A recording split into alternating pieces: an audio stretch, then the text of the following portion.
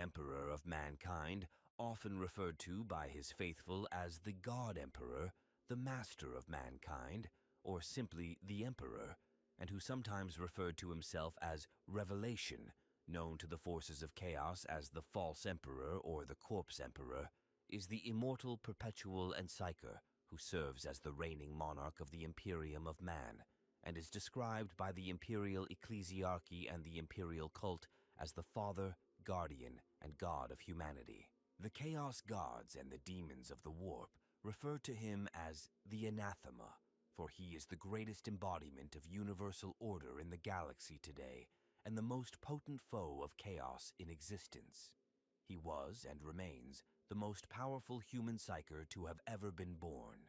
He has sat immobile, his body slowly crumbling, within the golden throne of Terra for over 10,000 standard years. Although once a living man, his shattered, decaying body can no longer support life, and it is kept intact only by the cybernetic mechanisms of the Golden Throne and a potent mind itself sustained by the daily sacrifice of thousands of lives. The Emperor chose to sacrifice his immortal life at the end of the Horus Heresy in the service and protection of mankind. To humanity's countless trillions across the galaxy-spanning Imperium, he is nothing less than God. Through his Imperium, humanity is united and remains one of the most powerful intelligent species in the Milky Way galaxy, as well as its most dominant in terms of both population and territory held.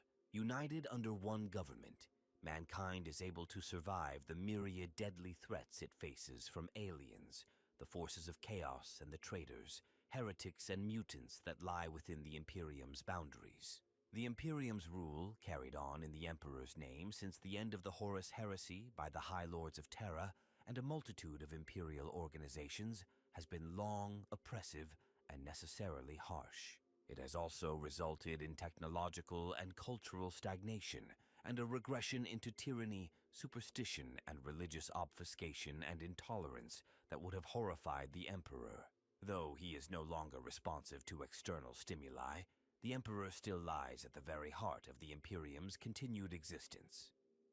Although he cannot be directly involved in the day-to-day running of humanity's galactic government, his existence on the Golden Throne is vital to sustaining the Imperium, since his powerful mind's presence in the Immaterium maintains and directs the Astronomicon, the psychic beacon that makes possible faster-than-light warp travel, and is vital to Imperial shipping, transportation, commerce, and communication. However, the maintenance of this beacon requires the aid of other psykers, whose life forces are slowly drained away by the Emperor to power the beacon. 1,000 psykers a day give their lives to maintain the Emperor's psychic strength. He is said to still guide his race through the psychically reactive divination tool known as the Emperor's Tarot, which select psykers can consult to gain a glimpse of the future and the Emperor's will.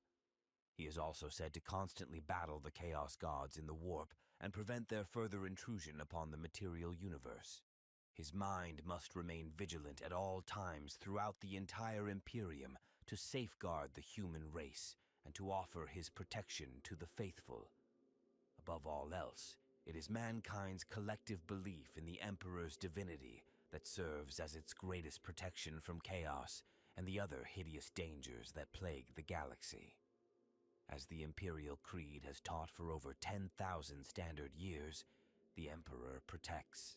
The Emperor is the collective reincarnation of all the shamans of Neolithic humanity's various peoples, the first human psykers. The foul warp entities that would become the four great powers of chaos had not yet fully formed when the Emperor was born on old Earth during prehistoric times before even the Age of Terra, somewhere in ancient central Anatolia, modern Turkey, in the 8th millennium BC.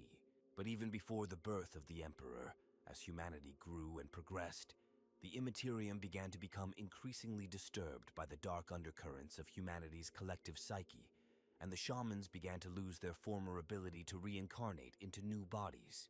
Instead, upon dying, their souls were consumed by the entities and demons of the Warp. Eventually, the shamans of humanity, unable to reincarnate, would become extinct, and without the shamans and their psychic abilities to guide the race, humanity would inevitably fall prey to the corruptions of chaos, just as eventually happened to the Eldari. In these ancient days, all the shamans of Earth gathered in a grand conclave to decide what must be done to stave off the day when they had all been consumed by the warp. In the end, the shamans decided to pool their collective psychic energies by reincarnating as a single soul in a single human body to create an individual they called the New Man. The thousands of shamans, as one, took poison, and as one, they died, their souls flowing into the Imperium in a rush of psychic power that overwhelmed those demons who sought to feast upon it with a cleansing, purifying fire, a flame imperishable that became one soul out of many. A standard year later, the child who would become the emperor was born in a Neolithic settlement of Anatolian herders and farmers of a normal mother and father with normal brothers and sisters. His psychic power was so great that its energies altered his genome and physiology in the womb and rendered him immortal, so he would no longer need to reincarnate and could not be assaulted by the demonic creatures of the Imperium upon his death. As he grew older, his potent psychic powers began to manifest. For 38,000 Terran years, he wandered over the Earth and throughout human history. He traveled among the different peoples of mankind. While he had first been only an observer of mankind's triumphs and follies, he soon began to help where he could, using his ancient wisdom to spread efficient government, crop management, animal husbandry, technology, and peace. He used his influence carefully, at first adopting only the guise of a normal man and without revealing his true nature. As the millennia passed, the man who would become the emperor watched the human species develop. He traveled the entire globe, watching and helping, sometimes adopting the persona of a great leader or advisor. In times of trouble, he became a crusader, a religious leader, or even a messiah. At other times, he remained a backstage contributor to events, an advisor to kings, a court magician, a pioneering scientist. Many of the guises he adopted were humble. Others became monumental figures of world history or religion. At times of crisis, he would be there, steering humanity along a narrow path to survival that only he could see. As humanity prospered and advanced over the millennia, the warp became increasingly disturbed. The man who would become the emperor was aware of how the extreme sides of the human character were feeding the nascent chaos powers. Despite his best efforts to promote peace and harmony across old Earth, the instinctive values of martial honor, ambition, defiance, and self-satisfaction could never be eradicated from the human character. Some of the new man's plans proved less than successful. Seeds of wisdom often failed to flourish or grew into uncontrollable monstrosities, leading to eras of persecution and war. The Chaos Gods sensed the presence of the new man, the anathema, as they would name him, and his efforts to curb their own power and growth. Even before they became fully conscious in the Imperium, the ruinous powers recognized the man who would become the emperor as their greatest enemy. Khorne was the first of the four major Chaos Gods to wake fully, and an era of wars and conflict soon raged across the globe to herald his birth. Tzeentch was the next, and nations and politics soon grew to maturity with all of their implicit intrigues and double dealings. Nurgle was the third to awake, and plague swept across old Earth's continents, claiming many souls for the Lord of Decay. By the end of the European Middle Ages on Terra, all three of these Chaos Gods had awoken to full consciousness. The fourth, Slaanesh, still slumbered, to be awakened by the follies of a different species, the Eldari. But as the new man's psychic powers further developed, he became ever more aware of the terrible dangers that awaited mankind in the broader universe, and he resolved to do all in his power to defend and guide humanity towards a future as the predominant species in the galaxy. As more and more humans were born with the mutant psyker genes that granted them the ability to wield the potent power of the Imperium in the last centuries of the Dark Age of technology, and humanity suffered from the deadly effects of uncontrolled psykers that heralded the onset of the Age of Strife, the Emperor realized that he would have to take a more direct and open role in human affairs than ever before.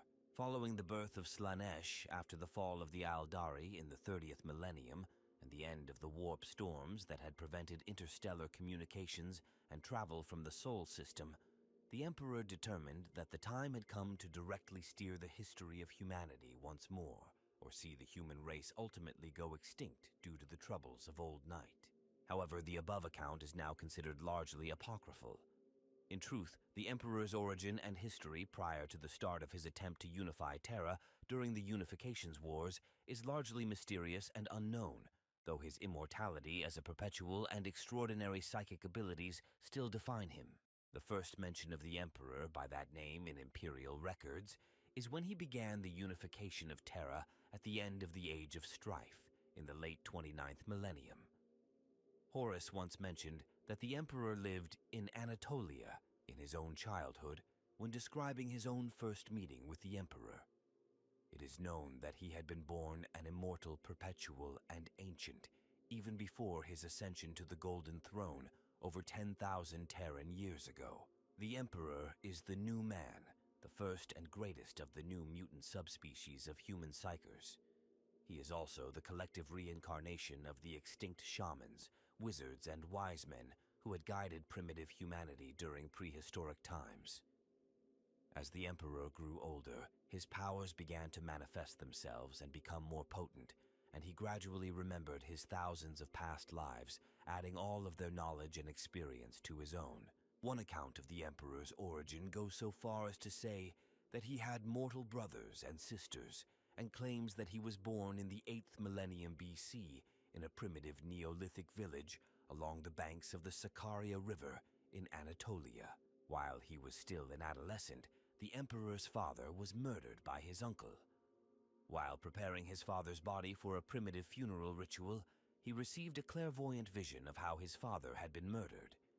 Later, the boy who would become the Emperor calmly approached his uncle and stopped his heart with a slight use of his telekinetic psychic abilities, displaying neither sorrow nor malice for the deed. According to the Emperor himself, this was the moment he realized that humanity needed law, order, and the guidance of a wise ruler to reach its full potential. At some time after his father's murder, he left his village for the first city of humanity, likely one of the Sumerian city-states of ancient Mesopotamia. For thousands of standard years before becoming the Emperor, he guided and watched humanity develop over the course of its history, assuming the guise of a large number of historical personages. He was aware that the darker extremes of human nature were feeding the growth of the Chaos Gods in the Warp, and so he sought to promote peace and harmony on Old Earth, and thereby curb the growth of the ruinous power's strength. Whatever his true origins, the man who would become the Emperor was the most powerful psyker ever born among humans. Before the Emperor began his rise to power, he was also an anonymous perpetual, a member of a mutant branch of mankind gifted with effective immortality due to extremely rapid and efficient cellular regeneration. Whether this ability of the perpetuals came about naturally or was artificially induced by some outside faction is unknown, but the Emperor was present during the time of humanity's prior star-spanning civilization in the period now named the Age of Technology by Imperial historians. He was known to associate with other perpetuals like himself in that era. Among these was a woman named Olivia Sureka. Together, she, several other perpetuals, and the man who would one day become the Emperor traveled to the night world of Molech aboard a one-way void craft.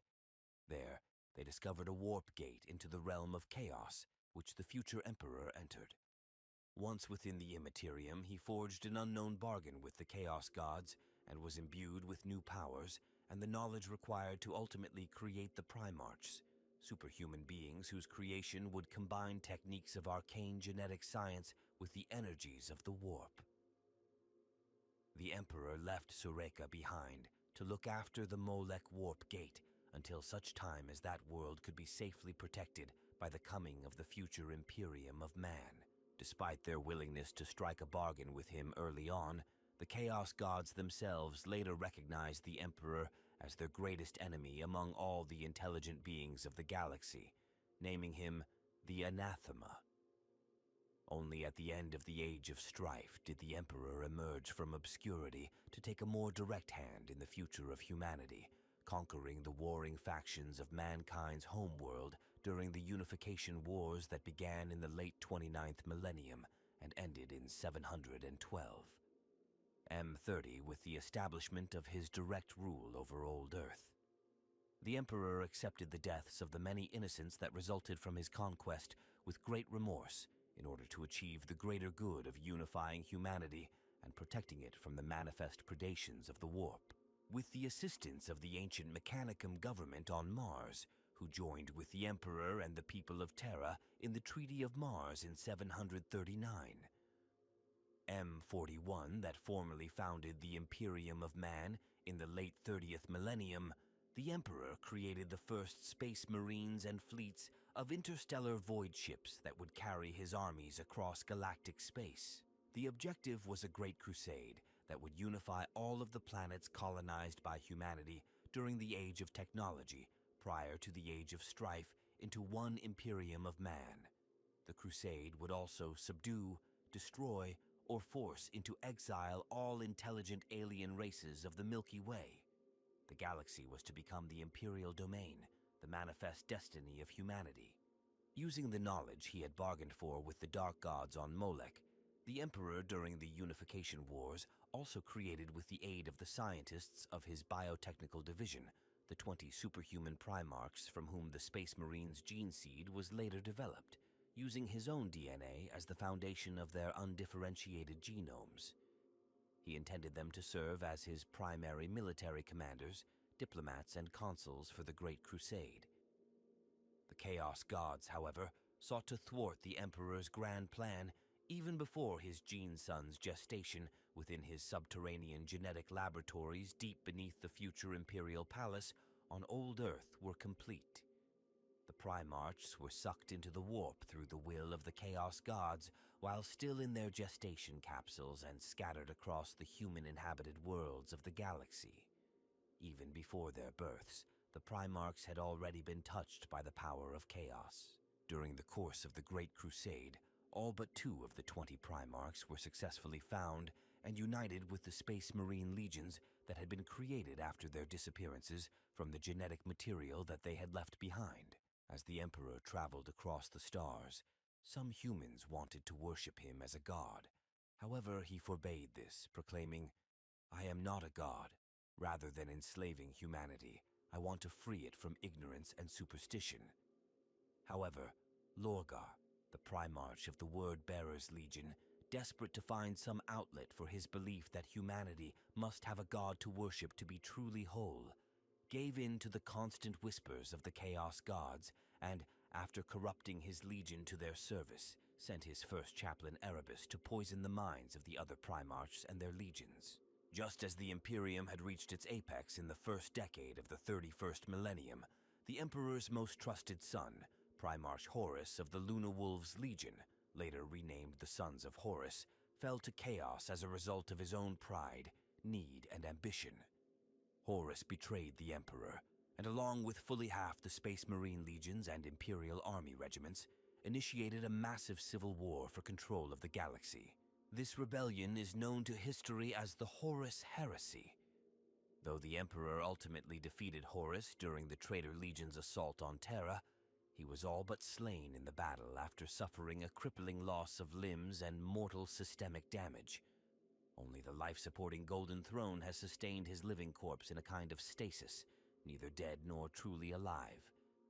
Trapped within his prison of flesh, only the Emperor's mind is allowed to wander free within the Immaterium, still seeking to protect and guide humanity to an increasingly distant, better future.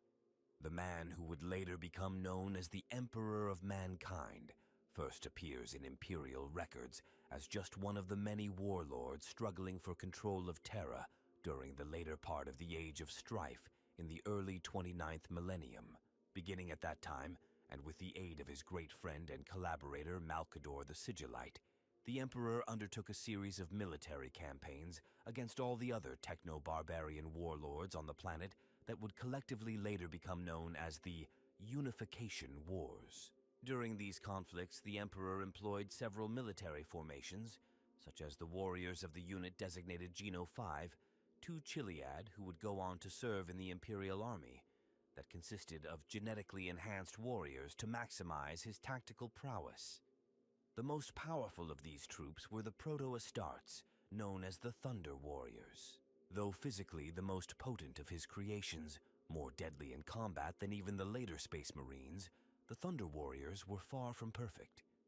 Having been created from adult troops who had undergone a rapid process of genetic, bionic, and chemical augmentation, many did have difficulty coping with the physiological changes.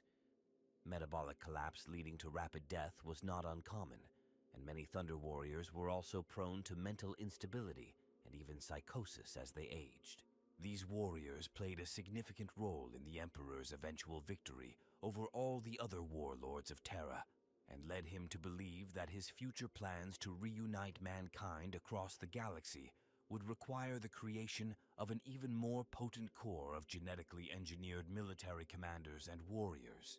Following the Battle of Mount Ararat in the Kingdom of Urartu, which was said in some sources to be the last battle of the Unification Wars, the unity of Old Earth was at last achieved after standard centuries of blood, loss, and fire. With this victory, the planet and population of Terra were at last unified under the single rule of the Emperor. But to make his dream of reuniting all of humanity within a single galaxy-spanning empire possible, the Emperor knew that he would have to make some difficult, even immoral decisions. Their purpose having been achieved, the Emperor ordered all of the remaining Thunder Warriors to be liquidated. Their imperfections and propensity for mental decay rendered them a dangerous group of warriors to leave alive in a time of peace. They needed to be removed to make way for their eventual successors, the primarchs and the Space Marines. In truth, the Emperor was right to be worried about his creations. Another source claims that even before the Unification Wars had ended, the Thunder Warriors at last realized that their creator had cursed them with short lifespans as a result of their imperfect genetic augmentations and turned upon him for what they saw as his betrayal. It was a cadre of several hundred custodians, even then believed to have been commanded by the legendary Constantin Valdor, and accompanied by several thousand prototype astartes of the I Legion of the newborn Space Marines that stood in the Emperor's defense, carrying out a merciless culling of the obsolete and rebellious Gene soldiers.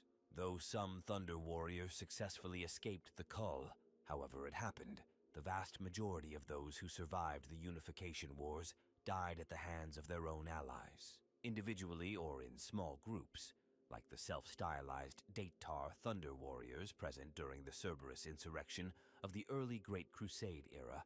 Some Thunder Warriors would survive, living mostly anonymous and miserable lives amongst the population of Terra, all honors of the past forsaken, always fearful of being discovered. Fortunately for these survivors, the Imperium, believing them all dead, never truly sought to hunt them down, as all efforts were by now concentrated on the progress of the Great Crusade. Official Imperial propaganda proclaimed that the Thunder Warriors had heroically died to the last man during the Battle of Mount Ararat, the greatest of their number, Arcturanis, surviving just long enough to raise the Emperor's banner when victory and unity was achieved. But the Emperor could not wipe away the stain entirely, for several Thunder Warriors managed to escape what they called the culling, including Arcturanis, who would yet have a role to play in the fate of the Emperor's realm. With the unification of Terra achieved, the Emperor next set in motion his plan to defend and better humanity across the galaxy by unifying those lost bastions of mankind scattered across the myriad stars under the aegis of the newborn Imperium. This extraordinary undertaking would become known as the Great Crusade. The Emperor prepared extensively for the Great Crusade in the years after unity was achieved on Terra. He created the special astro-telepath, Astropath Core to link his eventual interstellar dominion together through the use of telepathy, and engineered the creation of the Astronomicon. This was a supremely powerful psychic navigational beacon powered by the Emperor's own will and psychic abilities that would allow simplified and safer interstellar travel through the warp across far greater distances than before. Chief amongst his designs, however, was the creation of new legions of transhuman, genetically engineered warriors, the logical extension of the gene troopers already under his command, though they would be far superior to the gene-enhanced troops of the Imperial army he had used during the Unification Wars. The Emperor first undertook the Primarch project, the creation of 20 superhuman infants whose genomes had been designed using his own genetic code as the foundation, who were intended to mature into powerful generals and statesmen for his armies. The Primarchs would be beings of such great mental and physical superiority that nothing merely human could stand against them. To enhance the Primarchs beyond the capabilities that even genetic engineering allowed, however, the Emperor also drew upon the powers of the warp he had learned at Molech to enhance his creations, imbuing them with nearly godlike levels of charisma and capability, but also unintentionally making them susceptible to corruption by the entities of the warp. However, this plan went awry with the intervention of the ruinous powers, who feared that the Emperor's designs to unite and improve humanity might succeed too well, vastly increasing the hold of order over the universe and diminishing their own strength. It is for this reason that all of demonkind refers to the Emperor as the Anathema, the embodiment of the metaphysical opposition to chaos. While accounts vary as to exactly what happened, the end of the tale is always the same. The Primarchs were cast into the warp in their gestation chambers from beneath the Himalaya mountains in the Emperor's gene labs, despite the multiple psychic wards the Emperor had laid down upon the laboratory and thought lost. In the aftermath of these events, the Emperor conceived a new plan. Using genetic samples that had been derived from the Primarchs' genomes, he created a caste of warriors who would possess some of the same superhuman qualities of the Primarchs and himself. These successors to the genetically enhanced human warriors of the Unification Wars era were the Legiones Astartes, the Space Marine legions of the first founding. After their creation, the Emperor led the 20 Space Marine legions, all of their Astartes originally recruited from Terran-born adolescent males, in their first missions to give them experience in war and diplomacy through the reconquest of the rest of the Sol system. The Space Marines drove alien slavers from the moons of Saturn and Jupiter, and most importantly, achieved peace and the eventual integration of Imperial Terra with the ruling mechanicum of Mars. This crucial military and political alliance, formalized in the 30th millennium with the signing of the Treaty of Mars, provided the Emperor with much of the technological means and materiel required to extend his crusade into the stars. At the same time, the alliance formalized the creation of the Imperium of Man and established the imperial bureaucracy on Terra, integrating the Mechanicum as one of the myriad organizations that comprised the newborn Adeptus Terra, the massive government of the Imperium, the future priesthood of Earth. With the final abatement of the warp storms caused by the birth pangs of the chaos god Slanesh and ended by the fall of the Aldari, the Emperor finally began the Great Crusade in Ka 798. M30 with the campaign remembered as the first pacification of Luna. The Emperor's forces, concentrated amongst a rapidly growing cadre of expeditionary fleets, rediscovered long-lost human colony worlds, cast out alien oppressors, and claimed vast new territories for the newborn Imperium to exploit across the galaxy. Perhaps most importantly, the Emperor, leading his crusade, rediscovered his lost sons, the Primarchs, as the expeditionary fleets pushed out deeper into the depths of unexplored space. Scattered across the galaxy, the Primarchs were found one by one over a period of many solar decades and reunited with their father and their own genetic sons in the Space Marine legions. All were placed in command of the Astartes legions created from their respective gene seed and played a major part in forging their father's Imperium. Together, they brought thousands of worlds into Imperial compliance, establishing the rule of the Imperium over these worlds and inculcating in them the values of the Imperial truth, a materialist, atheistic faith in reason, science, and technological progress that rejected all the vestiges of human irrationality and superstition, including all forms of religious faith.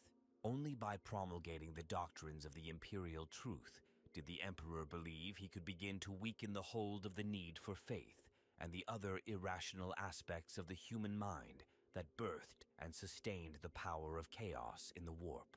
The Emperor himself declared that mankind would never be free to progress and advance to its destined position as the preeminent intelligent species in the Milky Way galaxy until the last stone from the last church was cast down onto the last priest. He had already purged ancient Terra of all its ancient religions and superstitious beliefs by the time the Great Crusade began, even going so far as to personally witness the destruction of the final church on Terra's ancient soil after engaging its resident holy man, Uriah Olather, in a battle of ideas, wit, and dogma. The Imperial truth also held that humanity was the species which should rightfully rule the galaxy, since its physical form was both the most pure and all of the other intelligent alien races, such as the Aeldari, had already tried and failed to maintain galaxy-spanning civilizations. Now it was humanity's turn to find a place amidst the stars. As almost all intelligent alien species encountered by mankind had either proven to be irrevocably hostile to humanity or presented a future threat to human dominance and exploitation of the galaxy, xenospecies were generally to be exterminated outright if they presented the slightest threat or obstacle to the Imperium. The Emperor believed the Imperial truth needed to be brought to all the worlds of humanity, peacefully at first but imposed by war if necessary, because the Emperor believed that true unity was the only way for humanity to survive and prosper in the face of a very hostile universe. If this required the unfortunate use of force against those who refused to understand this necessity, then so be it. Just as he had during the Unification Wars, the Emperor again lamented the loss of innocent lives and the curtailing of individual freedoms that the fleets of the Great Crusade sometimes trod upon, but he could see no other way to safeguard humanity and weaken the endless corruptive power of the ruinous powers at the same time. While the Imperial truth upheld the light of reason and science, it did have one unbreakable prescription.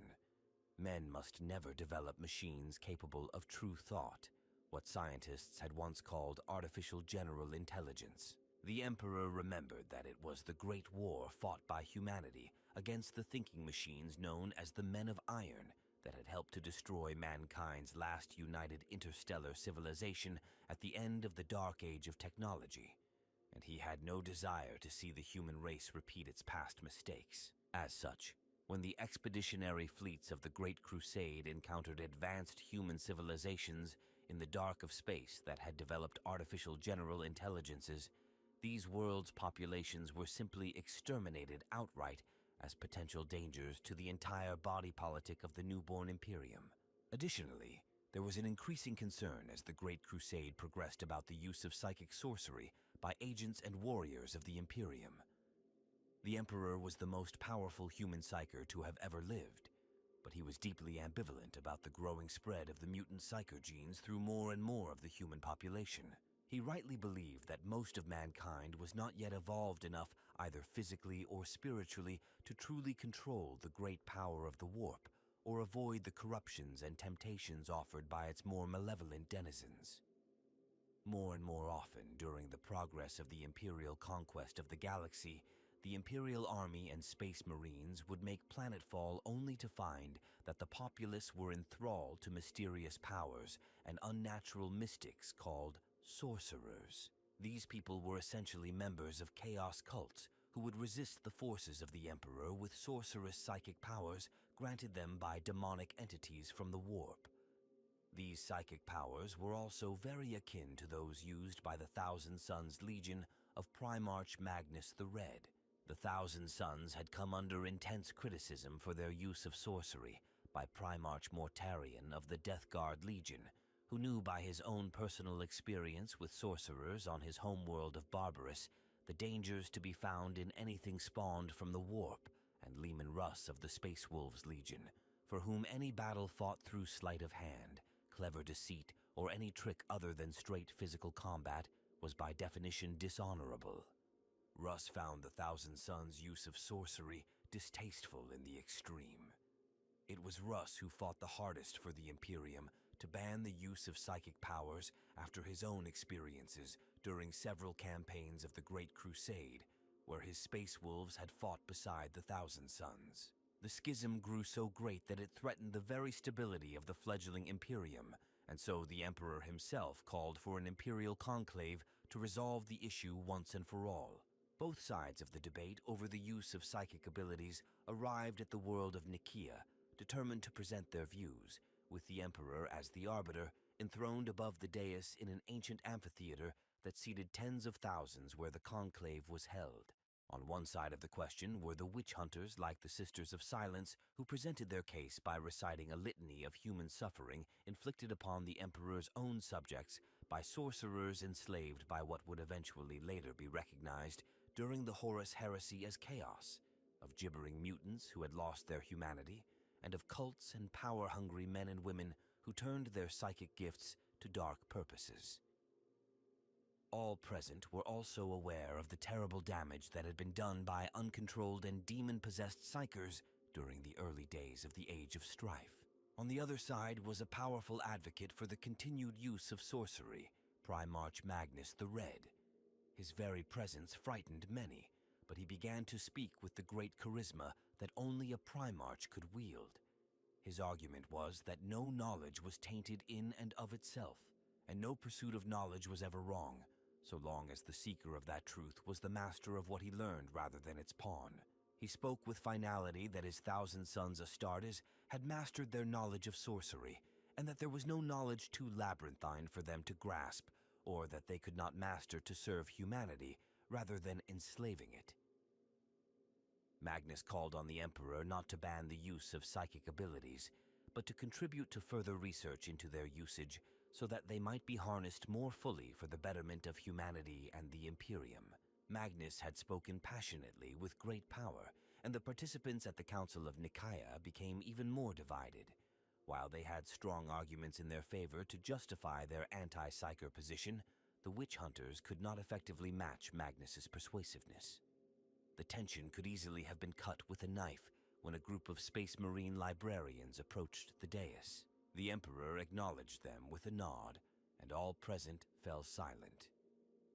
Among the group were some of the greatest librarians of the Space Marine legions. They formed a semicircle around the dais to indicate that they spoke as one voice, but it was a young librarian epistolary who spoke for the group. A psyker, he proposed, was like an athlete, a gifted individual whose native talent must be carefully nurtured. Psychers were not innately evil in themselves, but like any tool could be used for either good or evil purposes. Sorcery, however, was the knowledge of how to wield psychic powers that had to be sought for, even bargained for with the foul entities of the warp. No one could be truly sure who or what had benefited in the deal. The librarians proposed that all psychers be strictly educated by the Imperium with the express purpose of using their abilities to serve mankind. This should become an immediate Imperial priority. The practice of sorcery would forever be outlawed as an unforgivable offense against humanity and the worst kind of heresy.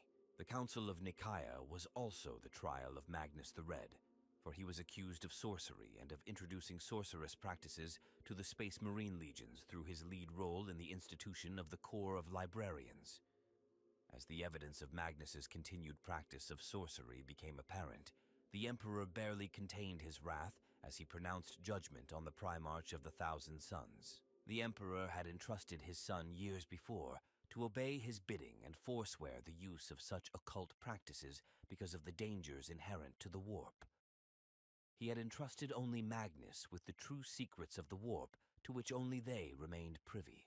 But now it appeared that his son had disobeyed his edicts and at the very least dabbled in the occult and the forbidden black arts of psychic sorcery. The confrontation between father and son is recorded in the Grimoire Hereticus. The Emperor's judgment at the Council of Nikaea proved severe, largely as a result of his anger at Magnus. The Emperor rejected the librarians' proposed compromise outright. With the exceptions of navigators and astropaths who were properly trained, controlled, and sanctioned by the Imperium and were necessary to its continued existence, the Space Marine legions were no longer to employ psychers within their ranks. He commanded that the primarchs were to close their legion's librarius departments forthwith, and not to indulge the undoubted psychic talents of those astartes who possessed the gift. All existing Space Marine librarians were likewise forbidden to make use of their abilities and were to return to duty as line warriors. The Council's rulings also created a new position amongst the Space Marine legions, the Space Marine Chaplain, to uphold the Imperial truth and help maintain the purity of an Astartes legion's dedication and fidelity to the Emperor's commands. The Emperor ordered Magnus once more to cease the practice of sorcery and incantation, and the pursuit of all knowledge related to magic. Magnus, of course, did not like the idea, and he remained bitterly opposed to the decision made at Nikaea. But in the end, he bent his will to his father, the Emperor, and agreed to obey, though the machinations of the ruinous powers would ultimately lead to a far darker fate for Magnus the Red and his 1,000 sons. The edicts of Nikaea stood largely untouched for the next 10,000 standard years as the primary imperial policy regarding human psychic mutation. Only the edict against the use of librarians within the ranks of the Space Marines, and later the Astra Militarum, would be reversed as a result of the Horus Heresy, as that terrible civil war made clear to the rulers of the Imperium after the conflict that Astartes and other sanctioned psychers were essential to combat the power of the forces of chaos. Approximately 2 standard centuries into the Great Crusade, the Emperor decided to return to Terra to oversee a special project that he intended to cap his ambitions for humanity. This was the secret Webway project, in which the Emperor planned to employ the assistance of a special artifact from the Dark Age of technology, the Golden Throne, that had been discovered on Terra beneath a huge and inhospitable desert on the continent of Asia. The Emperor planned to use the Golden Throne to enter and reshape the labyrinthine dimension of the Aeldari Webway to serve as a direct and instantaneous transport network between all the worlds of the Imperium. This human portion of the Webway would recreate the vast network of warp gates that had once bound together the Old Ones and the Aeldari's ancient interstellar empires, and would allow humanity to advance at a more rapid rate, scientifically and economically, than at any other time in its history. The Webway was a far more efficient means of travel, and most importantly bypassed the depredations of chaos within the warp that represented a constant hazard of death or spiritual corruption to human faster-than-light space travel. The ultimate objective of the Webway project was for the Emperor to completely sever humanity from the need for the warp in its entirety. This would further deprive chaos of its power to corrupt and destroy and weaken the psychic emanations that powered and sustained the Chaos Gods through the protective psychic wards that shrouded every Webway corridor. All these benefits would come as the Emperor guided his species within the protective embrace of the Webway in its evolution into a fully psychic race.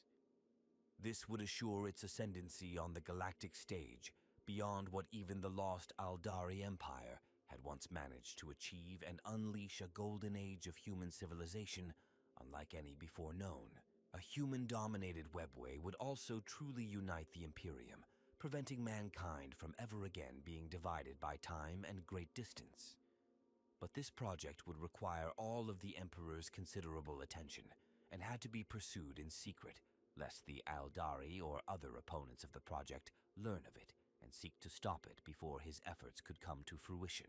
The Golden Throne had been built during the Dark Age of technology to allow human access to the Webway, and took the form of a heavily mechanized throne created from an unknown type of psychically reactive, gold-complected alloy that was suspended over a pair of massive doors composed of the same golden alloy.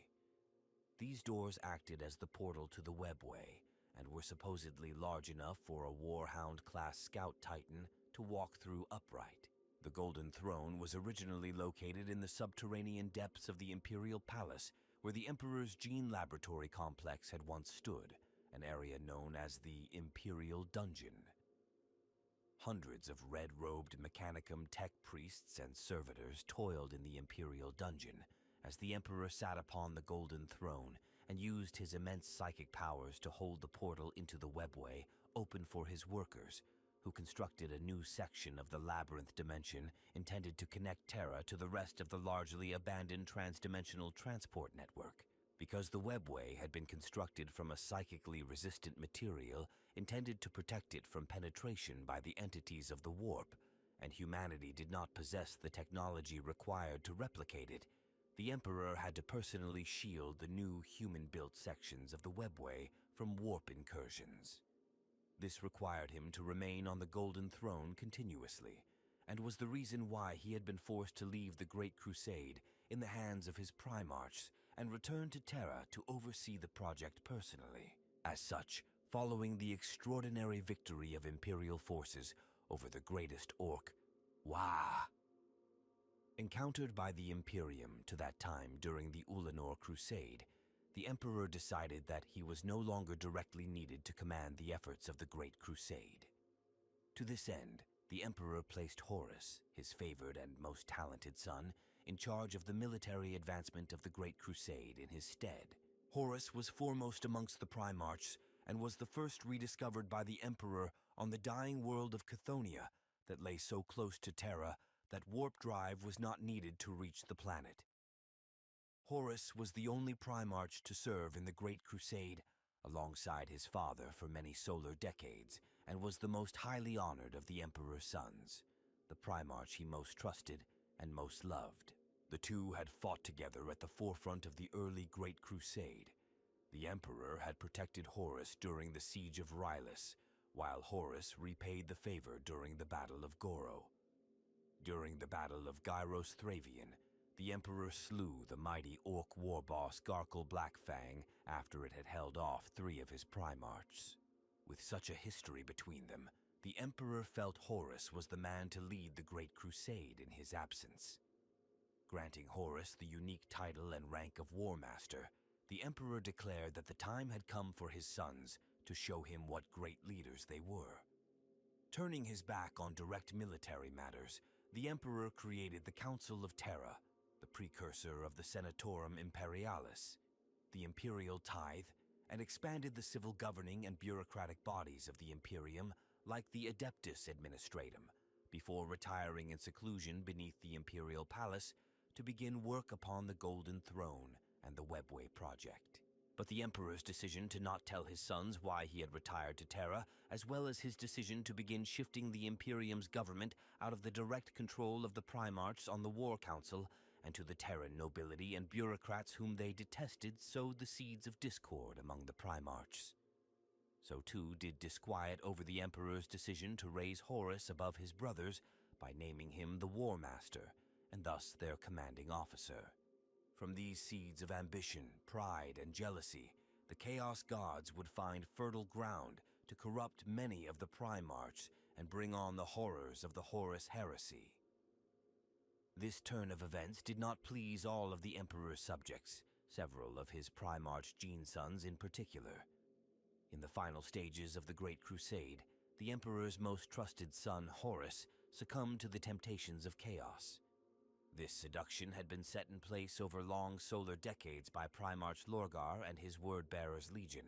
The idea of the pilgrimage, a journey to the legendary place where mortals could directly interact with the gods, was an ancient mythological trope on many human-settled worlds of the Milky Way galaxy, including Lorgar and the Word-Bearers' homeworld of Colchis. Of course, such a place, the Warp, did exist, and one could discover the primordial truth of the universe there. That is, that the Immaterium was dominated by the powerful psychic entities known as the Chaos Gods.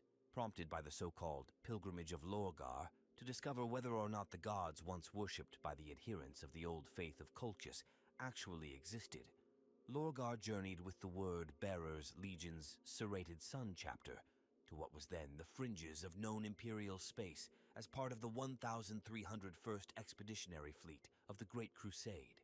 At this time, Lorgar had not yet fallen to the corruption of chaos, though he had turned against the Emperor of Mankind as a deity no longer worthy of his worship after the Emperor and the Ultramarines had personally humiliated him and the entire Word-Bearers Legion on the world of Kur 43 Terran years before the start of the Horus Heresy.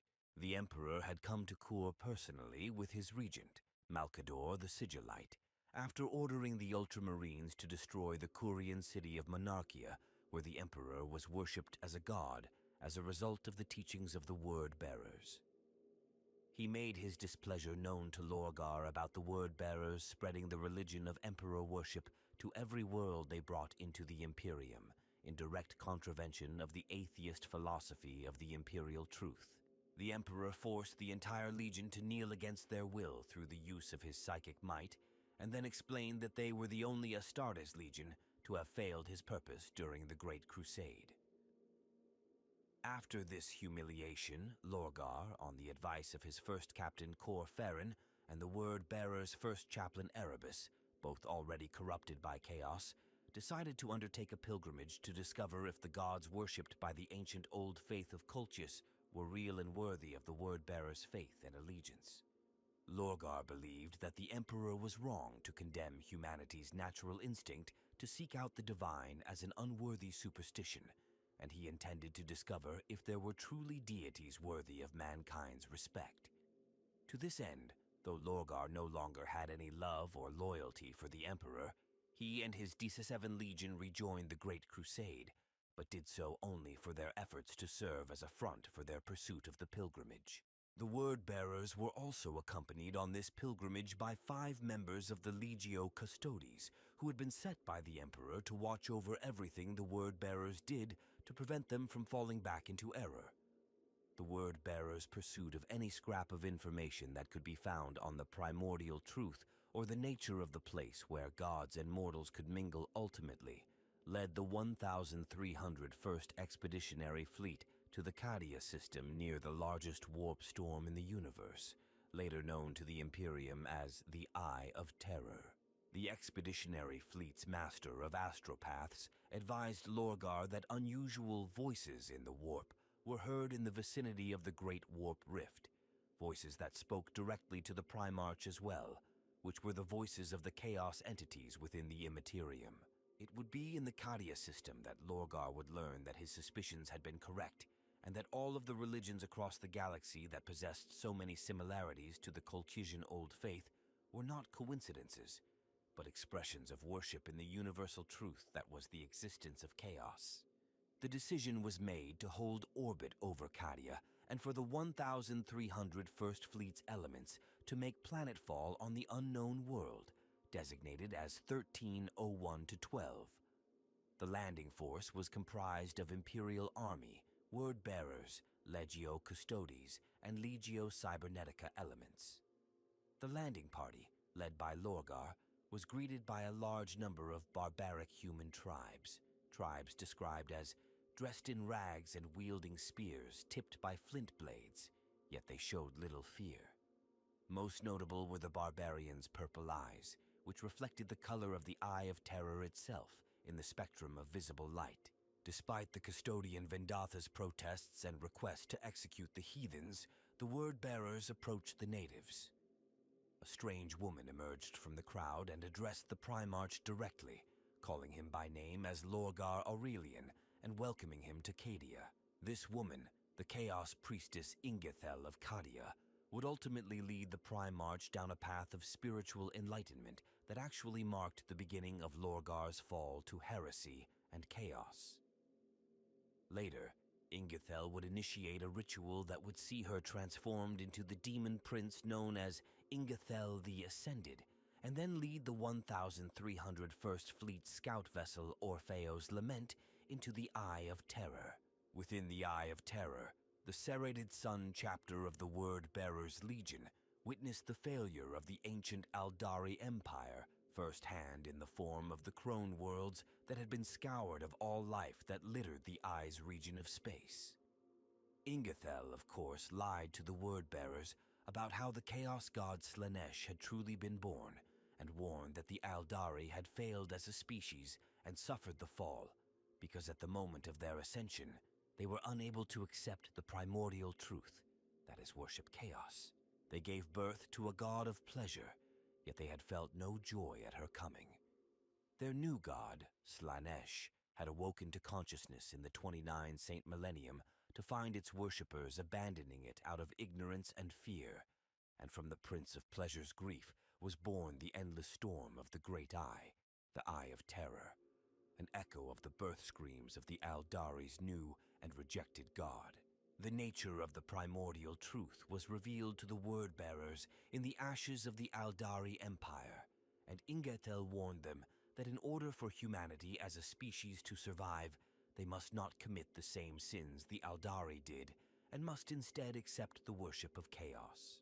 The surviving space marines of the word-bearer's serrated sun. Chapter eventually returned to Cadia and related to Lorgar all that had happened and all that they had learned within the Eye, the true place where mortals and gods could meet. Following his own subsequent visit into the Eye of Terror and his acceptance by the Chaos Gods as their new mortal champion, Lorgar ordered a cyclonic bombardment of the planet. This wiped out the original Cadians and left the planet abandoned so that no others could stumble upon the secret of the primordial truth that had been entrusted to him alone by the Chaos Gods. However, the planet's extremely strategic location meant that it would prove useful to the Imperium, and in the 32nd Millennium, Imperial colonists were dispatched to resettle the world, becoming the ancestors of the later population of Cadians. Perhaps as a result of the Eye of Terror's proximity, this later population of Cadians also soon developed the unusual violet-colored eyes that had marked the first human inhabitants of the planet. This truth of Chaos's existence changed Lorgar and the Word-Bearers forever as they were exposed to the ruinous powers of Chaos and slowly corrupted, the first of the Legiones Astartes to worship the Chaos Gods and become traitors to the Emperor in their hearts. Lorgar and the Word-Bearers spent the remaining years of the Great Crusade attempting to enlighten humanity about the true spiritual nature of creation, ultimately resorting to manipulation and deception to sway 9 of the primarchs to the cause of chaos as their gods demanded, the most notable being the War Master Horus. When it became clear that humanity could not be enlightened by chaos without first being forcibly weaned at a great price in blood from the Emperor's false imperial truth, Lorgar willingly helped orchestrate the events of the Horus Heresy itself. To this end, Lorgar used his legion's first chaplain Erebus as his agent. Erebus stole a chaos-infected blade known as a Kenebrock anatheme from the branch of humanity called the Interrex during the Luna Wolves' brief contact with that technologically advanced offshoot of mankind. When Horus and the Luna Wolves personally arrived on the moon of the world of Davin to put down a rebellion against Imperial authority led by the former planetary governor Eugen Temba, Erebus made sure that the anatheme ended up in Temba's hands where he could use it to wound Horus. Temba had become a servant of the Plague Lord Nurgle, and the moon of Davin was a decaying swamp filled with undead horrors like plague zombies created from Temba's Imperial army garrison who caused Horus and the Luna Wolves no small amount of grief. In a final confrontation on the bridge of his downed Imperial warship, Horus slew the vile Nurglite, but not before the anatheme bit deep into his flesh and delivered a toxin personally created by the Plague Lord, a poison so powerful that not even the Primarch's enhanced superhuman immune system could successfully fight it off. In desperation, the Luna Wolves allowed Erebus to take Horus to the Davinite Lodge priests of the Temple of the Serpent Lodge, a temple dedicated to chaos on Davin, who promised that they could heal the War Master. During his healing, the War Master's spirit was actually sent into the Imperium to meet with the ruinous powers with Erebus as his guide. Drawing on the Primarch's own untapped subconscious wells of ambition and jealousy over his father's seeming abandonment, Horus was shown a vision granted by the ruinous powers. This falsely revealed that the reason the Emperor had left the Great Crusade and returned to Terra was so that he could attempt to reach godhood, abandon all his sons, and betray the Imperial truth's promise to enlighten humanity and free it from the shackles of false gods and organized religion. Believing this vision of the future, which ironically was actually a vision of the Imperium that would only come to pass because of his betrayal of the Emperor, Horus saw it as his duty to save the Imperium of man from such a fate and turned on his father. He accepted the assistance of the ruinous powers in their guise of chaos undivided in return for his rebellion against the Emperor. Having corrupted fully half of the Space Marine legions to the service of chaos, Horus then led them against the Emperor and plunged the fledgling galactic empire into a colossal civil war that lasted for 7 standard years and began with the terrible betrayals of the loyalist forces during the battles of Istvan III and Istvan V. This conflict, known to later generations as the Horus Heresy, became the most terrible in human history, and billions perished as the traitor legions tore apart the empire they had helped to forge. The climax of the conflict came during the Siege of Terra, when the traitor legions and the other forces of chaos that they led unsuccessfully assaulted the heart of the Imperial palace itself. Unable to breach the inner palace and the throne room of the Emperor due to the sacrifice of countless loyalist astartes and the victory of Primarch Sanguinius over the bloodthirster greater demon Kabanda, Horus feared that his forces were running out of time as loyalist reinforcements moved to reach Terra and relieve their compatriots. Hoping to force a final confrontation that would decide the course of the war once and for all, Horus deliberately dropped the void shield surrounding his flagship, the Vengeful Spirit, which stood in orbit above the Imperial throne world. Throughout all the course of the Horus Heresy, the Emperor had been forced to remain on the mechanism of the Golden Throne. At the start of the Horus Heresy, Primarch Magnus the Red had violated the edicts of Nikaea to use sorcery to penetrate the psychic wards of the Imperial palace and bring news of Horus's treachery directly to the Emperor.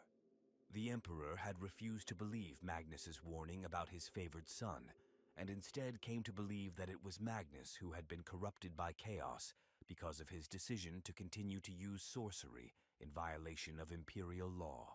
The Emperor had dispatched Leman Russ and his Space Wolves Legion to bring Magnus back to Terra to account for his actions, but Horus tampered with the Emperor's orders.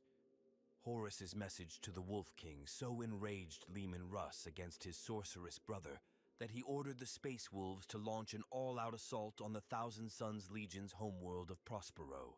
This assault, remembered as the fall of Prospero in 004, M31, ultimately led to the fall of the Thousand Suns and Magnus to the service of the Chaos God Tzeentch in order to save both themselves and all the knowledge they had collected over the centuries.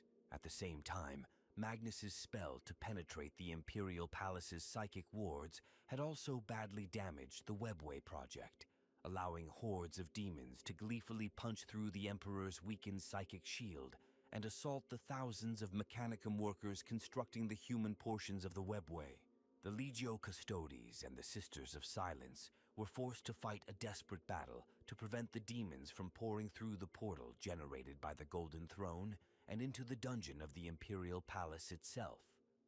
While the Imperial forces were ultimately successful in fighting back the demonic assault, only the Emperor was psychically powerful enough to keep the portal closed and the demons trapped within the human-constructed Webway.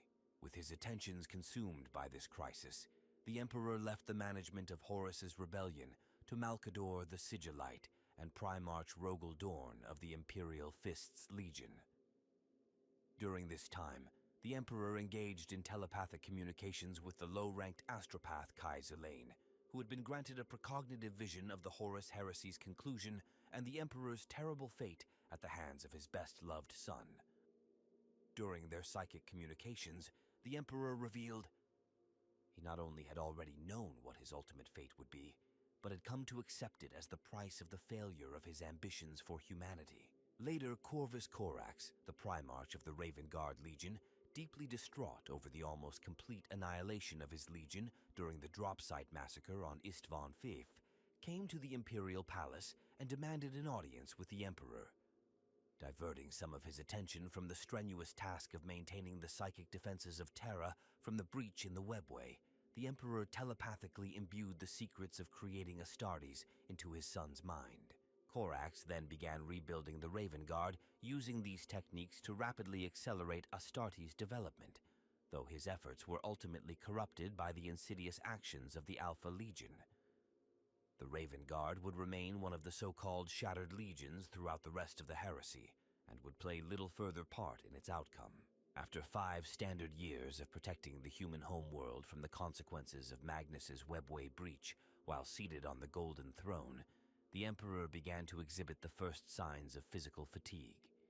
As the psychic strain worsened, his nose would sometimes bleed, and this image would be projected even in the telepathic visions he sent to his Legio Custodes custodian tribune, Ra-Endymion.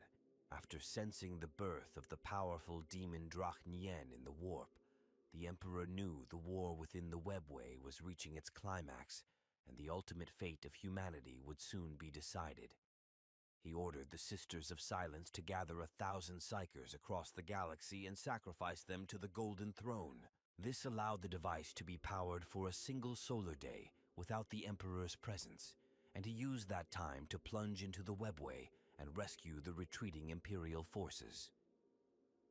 After sweeping aside the demonic hordes, he confronted Drachnien and sealed it into the body of Ra-Endymion, telling his loyal custodian to run as far as he could into the depths of the Webway in order to keep humanity safe from the demon's influence. Afterwards, the Emperor was forced to seal the Webway portal on Terra by again becoming a prisoner to the operation of the Golden Throne. The Emperor lamented to his followers that his great work was ruined and maintained that now that the Webway project had failed to become a reality, humanity was doomed to the same fate as the Aldari, ultimate extinction at the hands of the forces of chaos. Though the Emperor already knew through his prescient visions that Horus would be defeated at his hands, another Chaos Lord would soon take his place as the War Master of Chaos and seek to continue his mission to destroy the Imperium. To the shock of his custodian Diocletian Koros, the Emperor declared the Imperium of Man to ultimately be doomed, whether it was in a single standard year or 10,000, and for the first time admitted that even he did not know what to do to save mankind from extinction.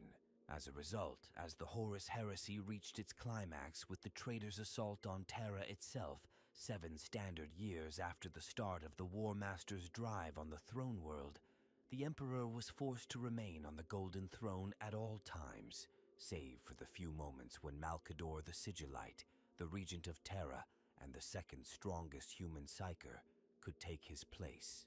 When the Emperor learned of Horus's action in lowering his flagship, the Vengeful Spirit's Void Shields, during the final hours of the Siege of Terra, he realized that his treacherous son was actually offering an invitation to battle. The Emperor believed he had to take the war to Horus to put an end to the terrible conflict once and for all. He had Malkador the Sigillite take his place upon the Golden Throne to protect Terra from a demonic assault through the Imperial Webway portal that lay below the throne, and prepared a strike team of astartes to face the War Master on his own ground. The last act of the bloody treachery of the Horus Heresy was played out above Terra as the Emperor led a desperate assault of Imperial fists and Blood Angel Space Marines against Horus's chaos-corrupted flagship, using teleporter technology to make their way aboard. Primarch Sanguinius also accompanied the assault force, but the War Master's command over the powers of chaos caused the attackers to be split up and teleported to random locations throughout the massive warship. Sanguinius reached Horus first and met him in a mighty battle that resulted in his own death at his brother's hands, but not before the angelic Primarch managed to create a small gap in the War Master's Terminator armor. The Emperor eventually managed to make his way to the battle barge's bridge. Though the Emperor was a being of unfathomable psychic and physical might, Horus had become a being of monstrous strength, bloated with the combined powers of all 4 Chaos gods, the true champion of Chaos undivided, even as the Emperor remained the galaxy's ultimate champion of order. The two champions engaged one another in a tragic battle of father and son, as Horus mortally wounded the Emperor, tearing off one of his arms and shattering his internal organs, largely because the Emperor still loved Horus and could not bring himself to use the full extent of his psychic abilities to destroy his son. At the critical point in the battle, a lone Legio Custodes warrior who had accompanied the Emperor entered the battleship's bridge, having successfully caught up to his master. Horus flayed him alive with but a look, using the potent powers of chaos sorcery that he now commanded. In that instant of Horus's pure cruelty and casual disregard for human life, the Emperor finally realized how truly far his favored son had fallen into the grip of the ruinous powers, and how humanity would suffer and ultimately be destroyed under his rule. The sacrifice of the custodian bought the Emperor the time he needed to deliver a finishing blow to Horus. With iron resolve, he gathered the full strength of his mind at last, and delivered a massive psychic attack through the chink in War Master's Terminator armor that killed Horus almost instantly, and obliterated his very soul from the warp, so that the Chaos Gods could not resurrect their champion. In his final moments before the Emperor unleashed his final attack to blot Horus's soul from existence, the corrupting powers of chaos briefly relinquished their hold on the War Master's soul, and the Emperor sensed the return of his son's sanity in the seconds before his consciousness was utterly obliterated. The Emperor felt only Horus's utter horror at what he had done under the influence of chaos, and gratitude that he had at last been released from its grip before the War Master's psyche dissolved into shining motes of psychic energy dispersed amidst the howling voices of the Imperium. It was in this battered and bleeding state that the Emperor was found by Rogel Dorn, the primarch of the Imperial Fists Legion, who had accompanied the assault force onto the Vengeful Spirit. Dorn returned with the Emperor to the Imperial Palace, where Malkador the Sigillite simply crumbled to ash upon relinquishing his place upon the Golden Throne. The Sigillite's body and mind had been burned out by the strain of holding the Golden Throne's portal closed for the time that the Emperor had been aboard the War Master's flagship. The dying Emperor quickly dictated plans to Dorn for the modification of the Golden Throne into an arcane life support machine that would sustain his remaining cells in an undying state between life and true death for over 10,000 Terran years. And he was subsequently interred in this altered version of the Golden Throne. The throne's mechanisms would also allow the Emperor to maintain the beacon of the Astronomicon and battle the influence of the Chaos Gods in the warp, so long as his mind was empowered and sustained with the psychic energies of 1,000 psychers every day, preventing a demonic incursion on Terra and helping to sustain mankind against Chaos's corruptive influence throughout the galaxy. His strength rapidly failing, the Emperor had only enough time to give his final brief instructions to Rogel Dorn before the Golden Throne's modified mechanisms were activated, and he was placed within an unending stasis for more than 10,000 standard years. Only his mind remained active within the warp as his dying body continued to decay at a glacially slow pace. As mentioned above, the Emperor's shattered and mortally wounded body was discovered on the bridge of the Vengeful Spirit by the primarch of the Imperial Fists Legion, Rogel Dorn, who, following the Emperor's instructions, oversaw his internment within the Golden Throne, the arcane psychic amplification device modified at the Emperor's own direction to also sustain his mind and decaying body. The Imperial cult, after its establishment as the state religion of the Imperium in the 32nd millennium, would later claim that this internment within the Golden Throne had been necessary so that the Emperor could leave the physical plane behind and ascend once more to his proper place in the Imperium as the one true god of mankind after sacrificing himself to save humanity from the traitor Horus. The Emperor has remained in the Golden Throne since his ascension to this day, neither fully living nor wholly dead. Although the device was initially intended to be used as the nexus of the Emperor's secret project to utilize the Aldari Webway for the good of humanity, the Golden Throne also now functions as a complex life support device and psychic amplifier, projecting the Emperor's mind into the warp and across the galaxy.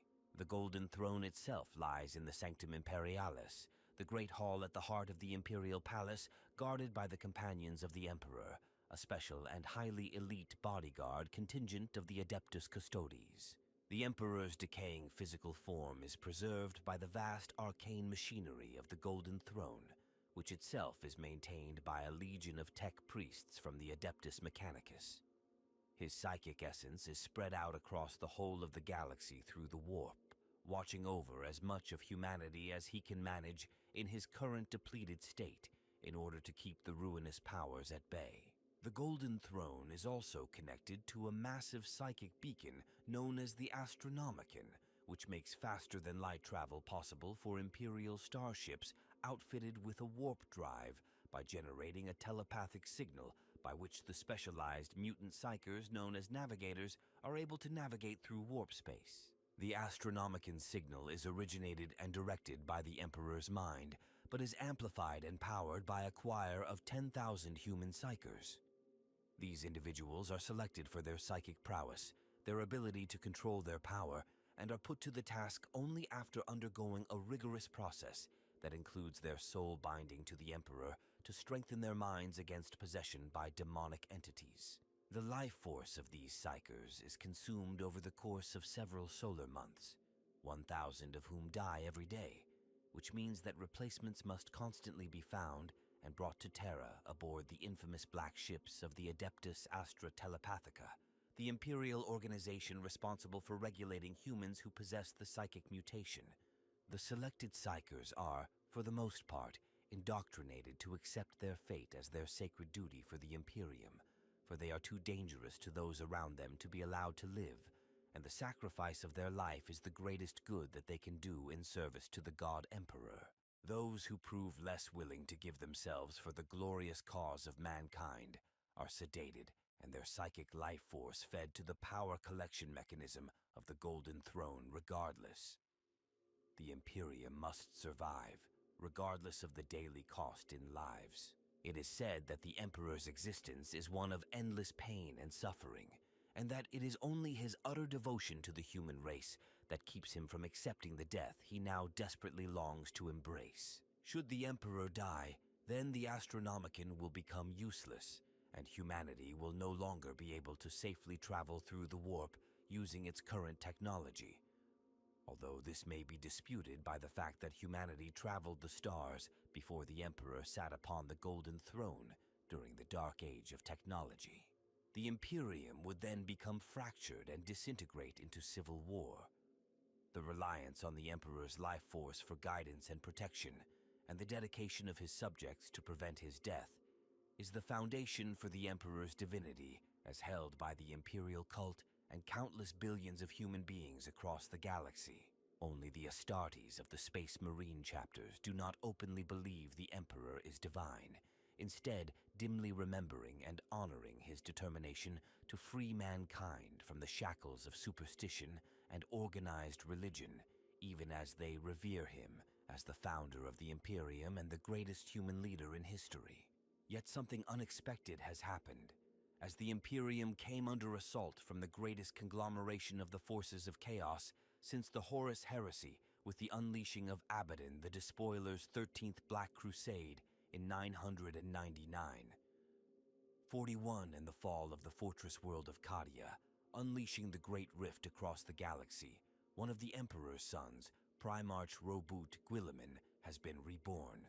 Resurrected from the dreamless sleep of stasis in the Temple of Correction on his homeworld of Macragge during the Ultramar campaign by the technological genius of Archmagos Dominus Belisarius Call and the power of Enead, the Aeldari god of the dead, Guilliman returned to the throne world during the Terran Crusade.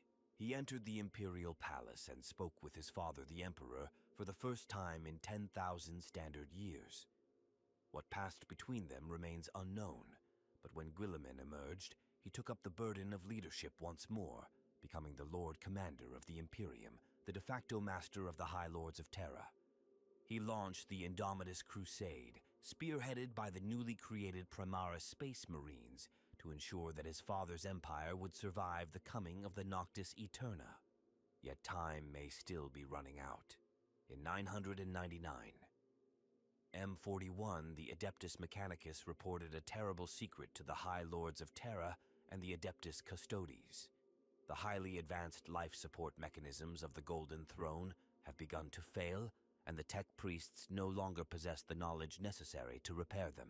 Unless some solution can be found or some miracle intervenes, the Emperor's mummified body will eventually die, and his mind and spirit will gutter out like a candle in the wind amidst the madness of the warp, leaving mankind all alone in the darkness. And then the predators will feast. In an ironic twist of fate for a man who fought throughout his life to move mankind away from superstition and religious faith, the Emperor of Mankind was already being worshipped as a living deity before the start of the Horus Heresy. The primarch Lorgar of the Word-Bearers Legion had penned a book, the Lectitio Divinitatus, which laid out a compelling case for why the Emperor of Mankind was not a mere man, but a god-made flesh. It held that no mortal being could have accomplished all that the Emperor had in uniting the techno-barbarian tribes and nations of Terra, and then reuniting much of the human-settled galaxy under his rule. Nor could a simple human being possess his extraordinary command of psychic abilities, his advanced scientific knowledge which displayed an understanding of the universe on a primal level, or his immense compassion and goodwill towards all mankind. The argument proved persuasive, and before the Great Crusade had even ended, a number of different cults dedicated to emperor worship had already sprung up, using the Lectitio Divinitatis as their sacred book and often adopting the name of the tome for the name of their faith. The worship of the emperor as a god was strictly forbidden under the doctrine of the imperial truth and was a serious crime, the same crime that ultimately led to the humiliation of Lorgar and his word-bearers upon the world of Kur, and their turn towards the worship of the Chaos Gods instead to meet their need for faith. While Lorgar ultimately repudiated the Lectitio Divinitatis and replaced it with the chaos-corrupted Book of Lorgar, millions of other men and women during the dark days of the Horus Heresy increasingly turned to the worship of the Emperor as a source of inspiration and strength to survive the many horrors of that time. The demonstrated power that devout worship of the Emperor gave to his followers to protect themselves and others from the demonic entities of the warp only furthered the spread of this new religion. Among the peoples of the Imperium, only the Space Marines of the Adeptus Astartes, who dimly remember the truth of the man from whom they are descended, do not worship the Emperor as a god. They prefer instead to venerate him as the pinnacle of what a human being is capable of achieving and an example to be followed. This refusal to worship the Emperor as prescribed by the Imperial Creed is also one of the reasons that the Astartes often come into conflict with the Ecclesiarchy and the Inquisition. At the end of the Horus Heresy, the Emperor's shattered form was interred within the cybernetic mechanisms of the Golden Throne, so that his mind could still have a physical anchor in the material universe while it extended throughout the warp, eventually encompassing nearly the entire territory of the Imperium of Man. As the centuries passed, the worship of the Emperor only spread further, and by the 32nd millennium, the once small cults of Emperor worshippers had been amalgamated into the Imperial cult, its teeming trillions of human believers served by the massive interstellar curia known as the Ecclesiarchy, or more formally as the Adeptus Ministorum after it was accepted by the High Lords of Terra as the state religion of the Imperium. The Emperor of Mankind was now truly more than a secular ruler. He was the God Emperor, the one true God of all humanity. His will was interpreted and executed by the High Lords of Terra of the Senatorum Imperialis. His laws were enforced by the Adeptus Arbites. His body and his imperial palace were guarded by the Adeptus Custodes. His Adeptus Astartes defended the Imperium and the Inquisition that he had directed Malcador the Sigillite to create at the start of the Horus. Heresy had grown into a power unto itself, protecting the Imperium from the Emperor's enemies both without and within.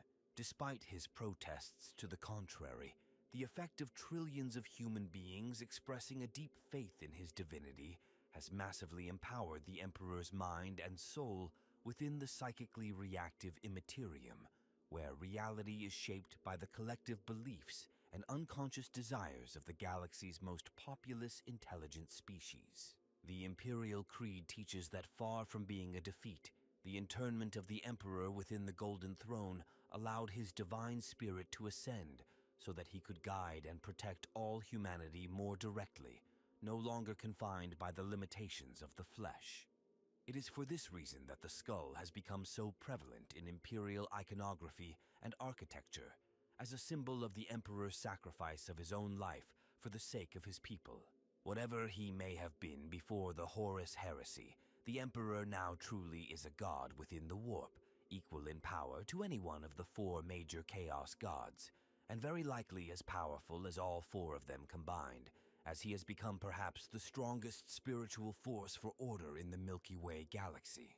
Though his body is a shattered wreck, more corpse than man, as long as the Golden Throne can maintain even the barest hint of his life functions, he will be able to maintain his presence within the warp, guiding and directing the psychic beacon known as the Astronomicon that is so vital to the Imperium's commerce, defense, and communications, even as his mind must claim the life energies of 1,000 human psychers a day to empower the beacon. As noted above, it is the Emperor's powerful mind, projected and amplified in the Immaterium by the arcane mechanisms of the Golden Throne, that guides and maintains the psychic beacon of the Astronomicon. At the same time, despite his current decayed condition, the Emperor can still cryptically communicate his wishes to select psychers through the arcane medium of the Emperor's tarot. He can also communicate through direct dreams and visions to select non-psychic human beings whose faith in him is strong enough to forge the necessary link. The Emperor can also provide a number of psychic protections against the powers of chaos and its demons through the connection of faith, and he may be able to influence the physical universe in a number of other unexpected ways. For instance, it is widely believed in the Imperium that the warp storm known as the Storm of the Emperor's Wrath that appeared in the Ultima Segmentum during the Age of Apostasy in the 36th Millennium was directly created by the will of the Emperor, the incarnate effect of his anger over the usurpation of the Imperium's government by the tyrant High Lord Gog Van Dire.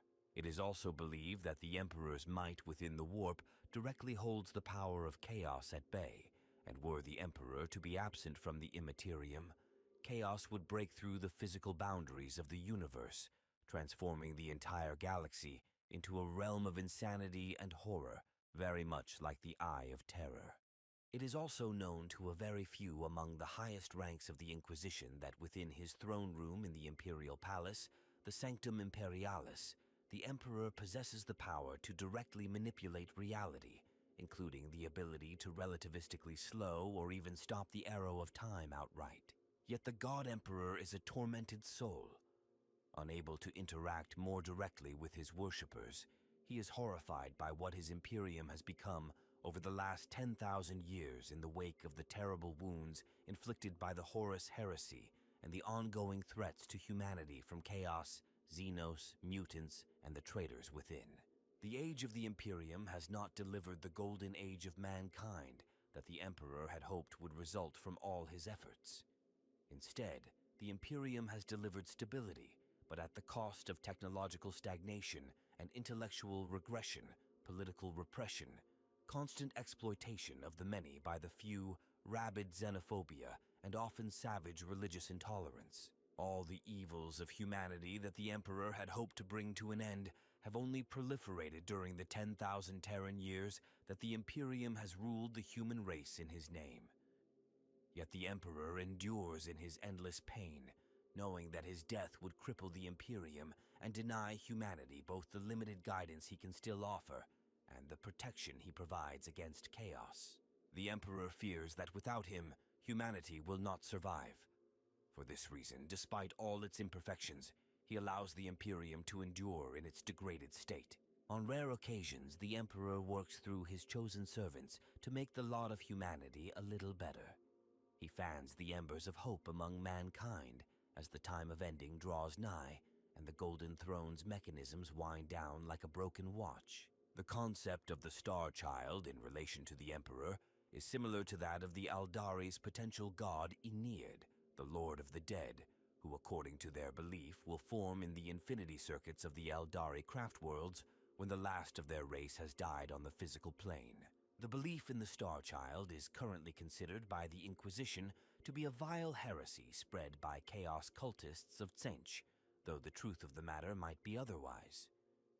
The concept has two aspects.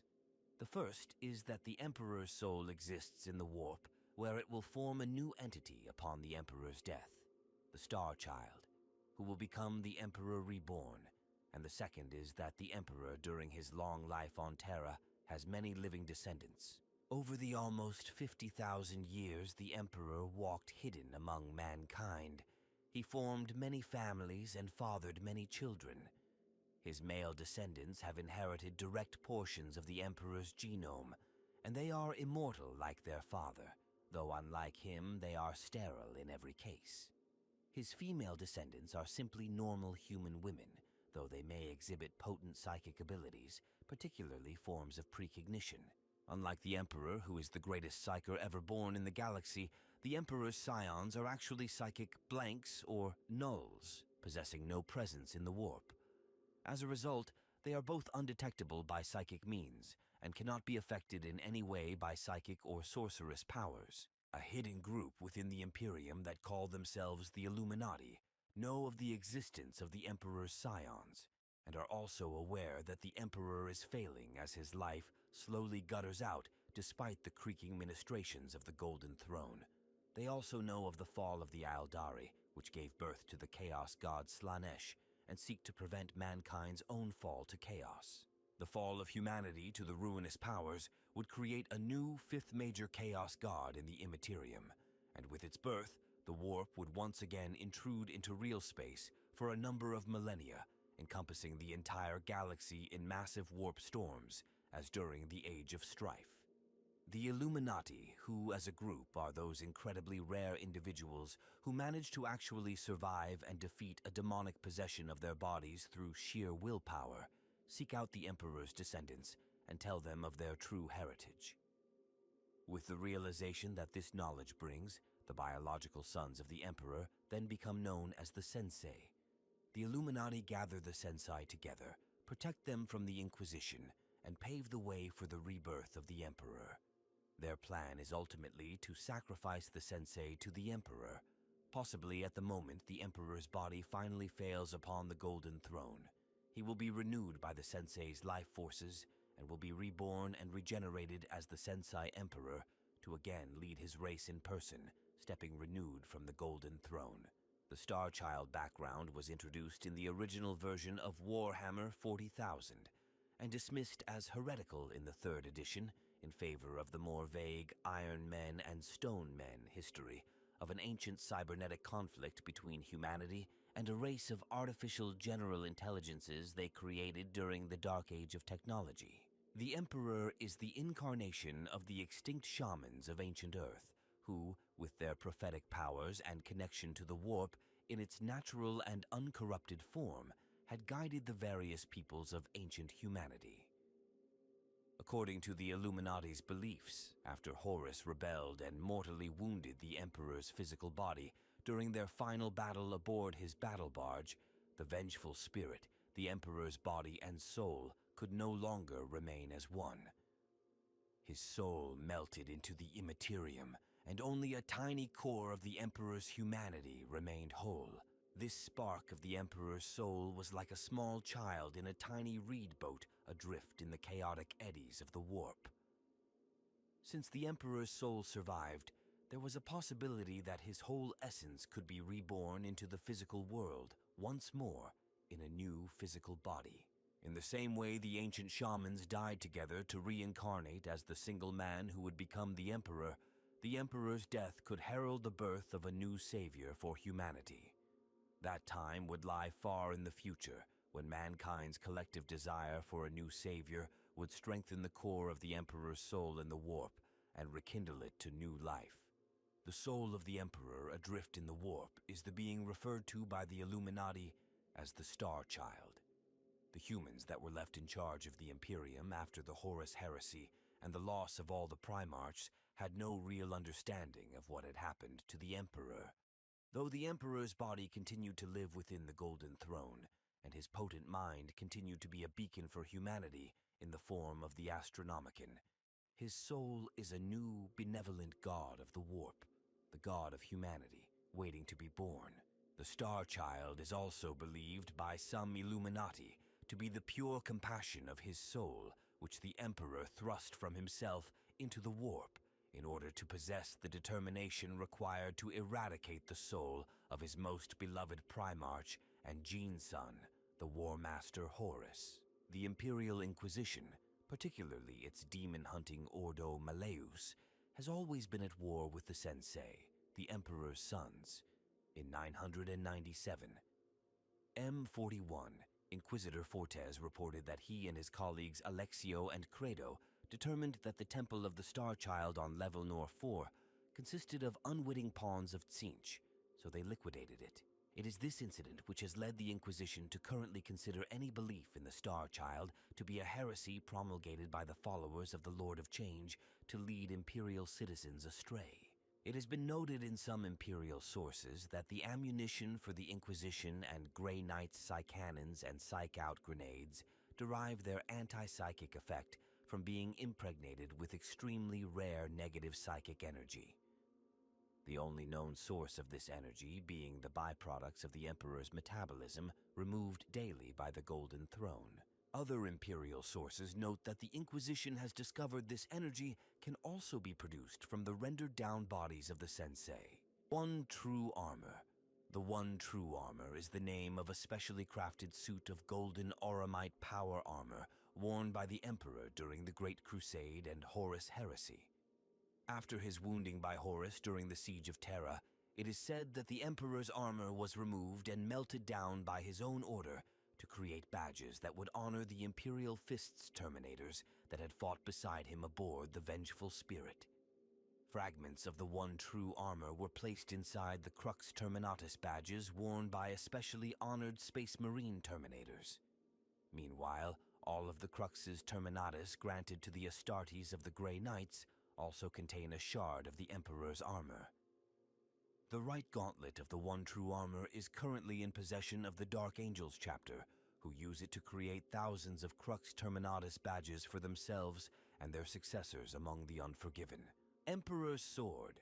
This famed sword was wielded by the Emperor himself during the Great Crusade and was passed on to the resurrected Primarch Robut Guilliman after he assumed the mantle of Lord Commander of the Imperium for the second time in 999. M41 in the wake of the 13th Black Crusade and the Ultramar campaign by the Archmagos Dominus Belisarius Cawl. The weapon had been kept safely in Cawl's possession on Mars for over 10,000 standard years, since the end of the Horus Heresy and Guilliman's first tenure as the Lord Commander. Touched by the Emperor's own psychic might, this finely wrought, master-crafted blade is lit from hilt to tip with leaping flames. When it is swung, the burning blade draws pyrotechnic arcs through the air, able to slice through the stoutest of armor with ease. Emperor's Shield. This auramite shield was once wielded by the Emperor himself, and aside